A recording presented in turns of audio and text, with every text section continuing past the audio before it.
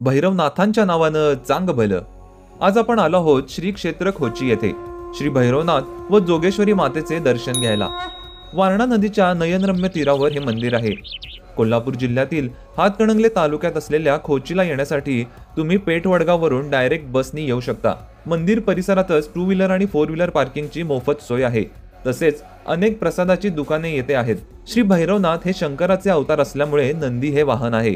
येथील भैरवनाथांचे मूळ स्थान हे सोनारी आहे. सोनारीचे श्री भैरवनाथ श्री क्षेत्र खोची येथे कसे प्रकट झाले याबद्दल अशी कथा सांगितली जाते की एका अंध गवळी भक्ताच्या प्रार्थनेला प्रसन्न होऊन देव इथे प्रकट झाले. या संपूर्ण कथेचा व्हिडिओ आपल्या चॅनेलवर उपलब्ध आहे. शेजारील मंदिरात देवाची अर्धांगिनी असलेल्या श्री जोगेश्वरी मातेचे मंदिर आहे. मंदिर परिसरातच श्री दत्तगुरु, विठ्ठल रुक्मिणी, कृष्ण, महादेव, गणपती यांची मंदिरे आहेत. भाविकांसाठी भक्त निवासाचे काम देखील प्रगतीपथावर आहे. व्हिडिओ आवडल्यास लाईक करा आणि चॅनेलला सबस्क्राईब करा.